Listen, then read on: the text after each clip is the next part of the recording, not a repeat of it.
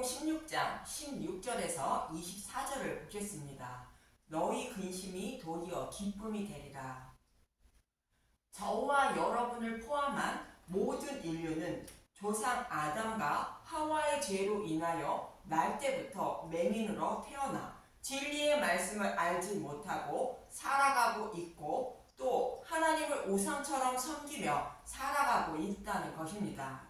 그래서 결국 영원히 꺼지지 않는 지옥불에 들어가게 되는데, 이러한 자들을 사랑하사 메시아를 보내어 지옥불의 고통에서 구원하신다고 여호와 하나님은 메시아 언약을 하셨고, 그 약속의 말씀대로 예수님을 보내주셔서 십자가에서 대속 제물로 죽으시고 부활하신 것이며, 성령을 보내주셔서 눈가기를 열어주어 복음을 깨달아 믿게 하여 구원해 주신다는 것입니다.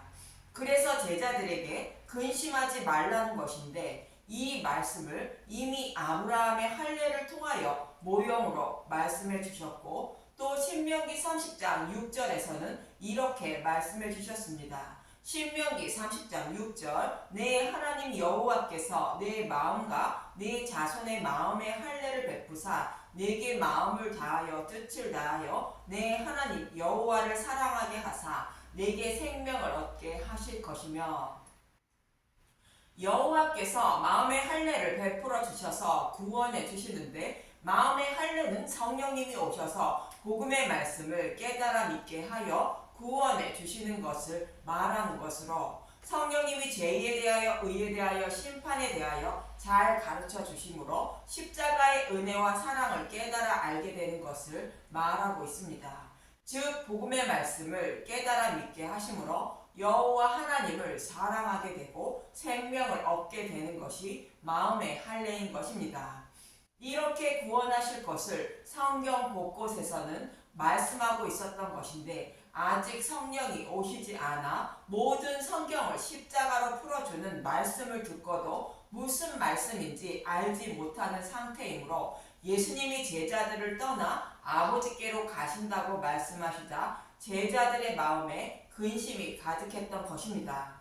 그러나 본문 16절에 예수님은 이렇게 말씀하십니다. 요한복음 16장 16절, 조금 있으면 너희가 나를 보지 못하겠고 또 조금 있으면 나를 보리라 하시니, 조금 있으면 너희가 나를 보지 못하겠다는 것은 예수님이 죽으시고 부활하여 아버지께로 가시니 보지 못한다는 뜻이며, 또 조금 있으면 나를 본다는 것은 성령님이 오심으로 죄에 대하여 의에 대하여 심판에 대하여 복음을 잘 가르쳐 주심으로 믿음의 용사가 되어 예수님을 보게 된다는 뜻인 것입니다. 저와 여러분이 어떻게 예수님을 보게 되는지 성경은 자세히 말씀하고 있는데, 사도 요한은 예수님이 십자가에 달려 죽으실 때 로마 군병들이 예수님을 십자가에 못 박고 옷을 제비 뽑아 나누어 가지는 모습을 보고 이들이 예수님을 보게 된다고 스가랴 12장 10절을 인용하여 요한복음 19장 37절에 이렇게 말씀하십니다. 요한복음 19장 37절, 또 다른 성경에 그들이 그 찌른 자를 보리라 하였느니라.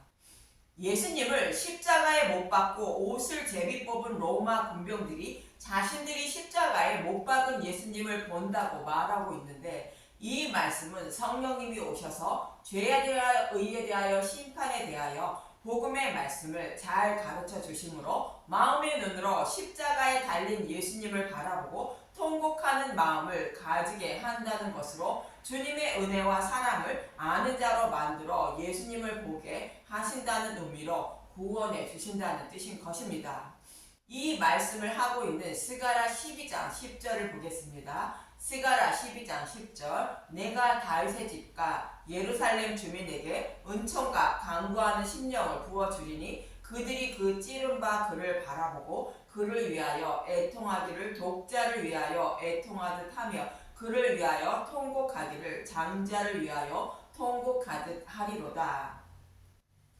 하나님이 다윗의 집과 예루살렘 주민인 저와 여러분에게 은총과 간구하는 심령을 부어준다는 것으로 성령을 보내주셔서 십자가에 높이 달린 예수님을 바라보는 눈과 복음의 말씀을 듣는 귀를 열어주셔서 복음의 말씀을 통하여 십자가에 높이 달린 예수님을 마음의 눈으로 바라보게 하여 애통하고 통곡하는 마음이 들게 한다는 것으로 복음의 말씀을 듣고 깨달아 믿게 하신다는 뜻인 것입니다. 이 말씀은 마치 불뱀에 물린 광야 이스라엘 백성들이 장대 위에 높이 달린 높뱀을 바라보므로 생명을 살린 것처럼 성령이 오시면 십자가에 높이 달린 높뱀 대신 예수님을 마음의 눈으로 바라보게 하여 생명을 살리게 하신다는 뜻인 것입니다. 저와 여러분은 진리의 말씀을 모르는 자로 불뱀에 물린 자들인데 성령님이 오시면 높뱀 대신 예수님을 바라보게 하여 생명을 얻게 하신다는 뜻입니다. 그런데 제자들에게 아직 성령이 임하지 않았으므로 이어지는 17절에서 20절은 이렇게 말하고 있습니다. 요한복음 16장 17절 제자 중에서 서로 말하되 우리에게 말씀하신 바 조금 있으면 나를 보지 못하겠고 또 조금 있으면 나를 보리라 하시며 또 내가 아버지께로 감이라 하신 것이 무슨 말씀이냐 하고 또 말하되 조금 있으면이라 하신 말씀이 무슨 말씀이냐 무엇을 말씀하시는지 알지 못하노라 하거늘 제자들에게 아직 성령이 임하지 않았으므로 예수님의 말씀을 이해하지 못하고 있는데 예수님은 이제 곧 알고 기뻐할 것이라고 이어지는 19절부터 말씀하십니다. 요한복음 16장 19절 예수께서 그 묻고자 함을 아시고 이르시되 내 말이 조금 있으면 나를 보지 못하겠고 또 조금 있으면 나를 보리라 하므로 서로 문의하느냐. 내가 진실로 진실로 너희에게 이르노니 너희는 곡하고 애통하겠으나 세상은 기뻐하리라. 너희는 근심하겠으나 너희 근심이 도리어 기쁨이 되리라. 진실로는 확실한 그렇게 되어진다라는 뜻을 가진 아멘이라는 히브리어를 그대로 쓴 단어로 그렇게 되옵소서라는 뜻이 있는데 두 번 반복하는 것은 반드시 그렇게 된다는 뜻인 것입니다. 그런데 너희는 곡하고 애통한다는 것은 예수님이 아버지께로 가신다는 말씀대로 예수님이 십자가에서 죽으시면 제자들은 곡하고 애통한다는 것입니다. 그러나 세상은 기뻐한다는 것으로 성령님이 오셔서 복음을 깨달아 믿게 하므로 복음을 아는 사람들이 기뻐한다는 것이며 제자들에게도 성령님이 오셔서 복음을 깨닫게 하시면 근심이 도리어 기쁨이 된다는 것으로 죄에 대하여 의에 대하여 심판에 대하여 알게 되므로 말미암아 기뻐하게 된다는 것입니다. 근심이 도리어 기쁨이 된다는 것을 비유로 이어지는 본문 21절에서 22절은 말하고 있습니다. 요한복음 16장 21절 여자가 해산하게 되면 그때가 이르렀으므로 근심하나 아기를 낳으면 세상에 사람난 기쁨으로 말미암아 그 고통을 다시 기억하지 아니하느니라. 지금은 너희가 근심하나 내가 다시 너희를 보리니 너희 마음이 기쁠 것이요 너희 기쁨을 빼앗을 자가 없느니라. 이 말씀은 십자가에서 받으실 고통을 두려워하는 예수님의 마음을 잘 말씀하고 있는 표현인데 여자가 해산한다는 것은 창세기 3장 15절에서 여자의 후손으로 메시아를 보내어 타락한 자신의 백성을 구원하신다고 약속하신 메시아 언약의 말씀이 떠오르게 됩니다. 메시아가 오시면 교회는 기뻐하게 된다고 말하고 이사야 66장 7절에서 14절을 보겠습니다. 이사야 66장 7절 시온은 진통을 하기 전에 해산하며 고통을 당하기 전에 나마를 낳았으니 여기서 시온은 하나님 백성인 교회를 말하고 있습니다. 교회인 여자의 후손으로 메시아를 보내주신다는 약속의 말씀대로 구약 교회를 통하여 예수님이 오셨음을 말하고 있습니다. 이사야 66장 8절 이러한 일을 들은 자가 누구이며 이러한 일을 본 자가 누구이냐 나라가 어찌 하루에 생기겠으며 민족이 어찌 한순간에 태어나겠느냐 그러나 시온은 진통하는 즉시 그 아들을 순산하였도다. 이스라엘 백성들은 약속의 말씀을 받았으나 그 약속의 말씀은 있고 율법으로 하나님을 섬기고 있었는데 자신들도 모르는 사이에 이스라엘 백성을 통하여 약속하신 메시아가 오셨다는 뜻인 것입니다. 약속하신 말씀대로 메시아를 보내주신 것은 여호와 하나님이라고 이어지는 구절은 말하고 있습니다. 이사야 66장 9절 여호와께서 이르시되 내가 아이를 갖도록 하였은즉 해산하게 하지 아니하겠느냐. 내 하나님이 이르시되 나는 해산하게 하는 이인즉 어찌 태를 닫겠느냐 하시니라. 여호와라는 말씀은 스스로 약속하신 말씀을 스스로 지키시는 분이라는 뜻입니다. 여호와 하나님은 창세기 3장 15절에서 메시아 언약을 말씀하시고 창세기 15장에서 아브라함의 후손으로 메시아를 보내어 구원하신다고 하나님의 이름을 걸고 맹세로 보증하셨습니다. 그 맹세의 말씀대로 약속하신 메시아를 보내주셨다는 것입니다. 교회를 통하여 메시아를 보내는 모습을 모형하는 사라에게 아들이 있게 하신다는 말씀을 하고 있는 창세기 18장 10절에서 14절을 보겠습니다. 창세기 18장 10절 그가 이르시되 내년 이맘때 내가 반드시 내게로 돌아오리니 내 아내 사라에게 아들이 있으리라 하시니 사라가 그 뒤 장막문에서 들었더라. 사라에게 아들이 있다는 것은 약속의 말씀대로 여자의 후손으로 메시아를 보내주신다는 뜻인 것입니다. 창세기 18장 11절 아브라함과 사라는 나이가 많아 늙었고 사라에게는 여성의 생리가 끊어졌는지라. 사라가 속으로 웃고 이르되 내가 노쇠하였고 내 주인도 늙었으니 내게 무슨 즐거움이 있으리요. 사라에게 아들이 있으리라는 것은 여자의 후손으로 메시아를 보내주신다는 약속의 말씀을 비유하여 말씀하시는 것입니다. 이 말씀은 사람의 생각으로는 이루어질 수 없는 것으로 생각한다는 뜻으로 여성의 생리가 끊어져 어찌 아들을 낳겠냐고 말하는 것입니다. 교회를 다니는 대부분의 사람들은 천국과 지옥이 있다는 것을 확신하지 않고 지옥불의 고통에서 벗어나게 하려고 예수님을 보내주신 것을 믿으려 하지 않고 나의 소원을 들어주는 예수님으로 생각하고 하나님을 우상처럼 섬기는 것과 같은 의미인 것입니다. 그러나 그렇지 않다고 이어지는 13절에서 14절은 말합니다. 창세기 18장 13절 여호와께서 아브라함에게 이르시되 사라가 왜 웃으며 이르기를 내가 늙었거늘 어떻게 아들을 낳으려 하느냐. 여호와께서 능하지 못한 일이 있겠느냐. 기한이 이를 때에 내가 내게로 돌아오리니 사라에게 아들이 있으리라. 사라가 생리가 끊어져 아이를 낳지 못하는 상태지만 여호와 하나님은 능치 못한 일이 없다는 것으로 사라에게 이삭을 주신다는 것입니다. 사람들은 천국과 지옥이 없다고 생각하고 있지만 심판은 반드시 있음을 말하는 것입니다. 여기서 사라는 교회를 상징하고 이삭은 약속하신 메시아를 상징하는 것으로 약속의 말씀대로 여자의 후손으로 메시아를 보내어 구원해 주신다는 것입니다. 이 약속의 말씀대로 사라를 통하여 이삭을 주신 것처럼 반드시 여자의 후손으로 메시아를 보내주신다는 것입니다. 이렇게 메시아가 오시면 어떻게 되는지 이사야 66장 10절에서 11절을 보겠습니다.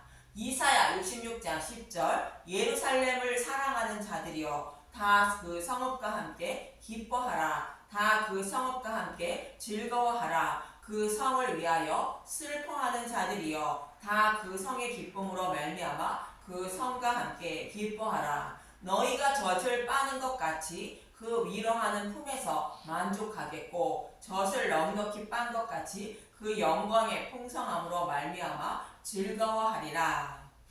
예루살렘을 사랑하는 자들은 천국을 소망하며 약속하신 메시아 오심을 간절히 기다리는 자들을 말하는데 이런 자들은 기뻐하라 말하고 있습니다. 그 이유는 어머니 품속에서 젖을 빠는 아기처럼 예수님의 품에서 복음의 말씀으로 말미암아 기뻐하고 구원의 소망으로 즐거워한다는 것입니다. 이 말씀은 성령이 오셔서 죄에 대하여 의에 대하여 심판에 대하여 잘 가르쳐 주심으로 어머니 품에서 젖을 넉넉히 빤 아기처럼 기뻐하고 배부른 아기처럼 즐거워하는 모습을 그리고 있는 것입니다. 이러한 일을 이루어 주신다고 이어지는 12절은 말하는데 14절까지 보겠습니다. 이사야 66장 12절 여호와께서 이와 같이 말씀하시되 보라 내가 그에게 평강을 강같이 그에게 문 나라의 영광을 넘치는 시내같이 주리니 너희가 그 성읍의 젖을 빨 것이며 너희가 옆에 안기며 그 무릎에서 놀 것이라. 어머니가 자식을 위로함 같이 내가 너희를 위로할 것인즉 너희가 예루살렘에서 위로를 받으리니 너희가 이를 보고 마음이 기뻐서 너희 뼈가 연한 풀의 무성함 같으리라. 여호와의 손은 그의 종들에게 나타나겠고 그의 진노는 그의 원수에게 더하리라. 젖을 넉넉히 빤 아기가 어머니의 품속에서 즐거워하고 기뻐하며 노는 것 같이 여호와 하나님이 복음의 말씀을 깨닫게 하심으로 기뻐하고 즐거워하게 한다는 것이며 약속의 말씀대로 하늘의 못별처럼 많게 하시는데 반대로 하나님의 진노는 원수에게 더한다는 것으로 예수님이 십자가에서 사탄의 머리를 밟는다는 것입니다. 즉 예수님이 십자가에서 죽으시고 부활 승천하신다는 뜻인 것입니다.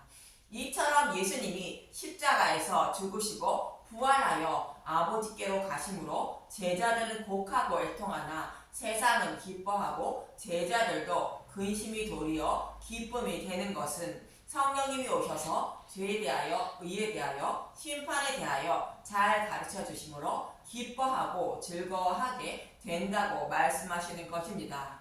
이러한 기쁨을 그 누구도 빼앗지 못한다는 것으로 여호와 하나님이 반드시 이 일을 이루어 주신다는 뜻인 것입니다. 이어지는 본문 23절을 보겠습니다. 요한복음 16장 23절 그날에는 너희가 아무것도 내게 묻지 아니하리라. 내가 진실로 진실로 너희에게 이르노니 너희가 무엇이든지 아버지께 구하는 것을 내 이름으로 주시리라. 지금까지는 너희가 내 이름으로 아무것도 구하지 아니하였으나 구하라 그리하면 받으리니 너희 기쁨이 충만하리라. 그날은 아기가 어머니의 품속에서 젖을 넉넉히 빨고 기뻐하고 즐거워하는 날을 말하는데 성령님이 오셔서 죄에 대하여 의에 대하여 심판에 대하여 잘 가르쳐 주신 그날을 말하고 있습니다. 이 날에는 예수님께 묻지 않게 된다는 것으로 창세전에 계획하시고 약속하신 말씀대로 예수님이 십자가에서 죽으시고 부활하신 것을 곧 복음을 다 알게 되므로 묻지 않게 된다는 것입니다. 예레미야 31장 새 언약의 말씀에서도 이와 동일한 말씀을 하고 있습니다. 예레미야 31장 33절에서 34절만 보겠습니다.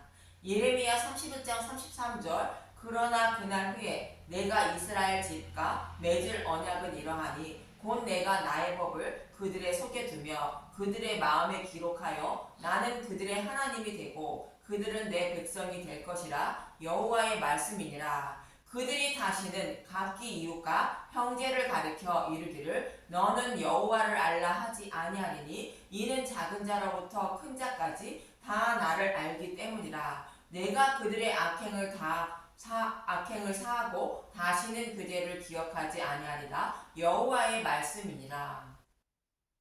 성령님이 오셔서 마음의 할례를 베풀어 주시면 나는 그들의 하나님이 되고 그들은 내 백성이 된다는 것은 복음의 말씀을 깨달아 믿음의 백성이 된다는 것입니다. 그때가 되면 여호와를 알라 하지 않는다는 것으로 이미 여호와 하나님에 대하여 다 안다는 것입니다.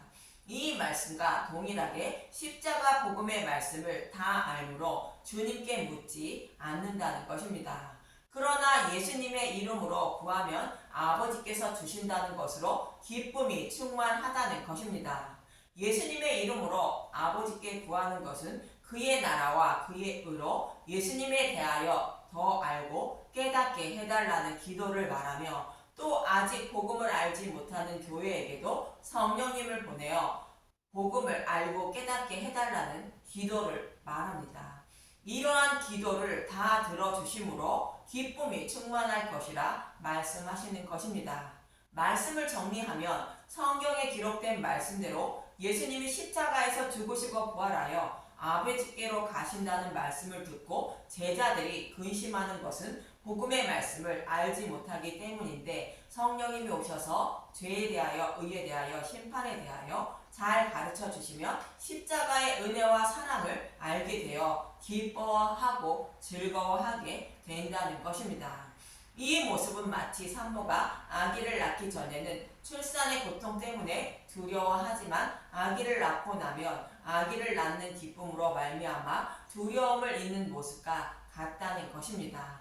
이처럼 예수님은 저와 여러분을 사랑하사 구원하시라고 약속의 말씀대로 십자가에서 죽으시고 부활하심으로 말미암아 성령님이 오셔서 마음의 성전을 세워주심으로 복음의 말씀을 깨달아 믿는 마음의 할례를 받게 되는 것입니다.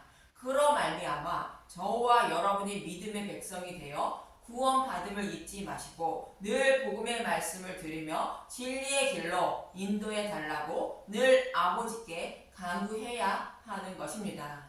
그런 저와 여러분이 되시길 간절히 기도드립니다. 감사합니다.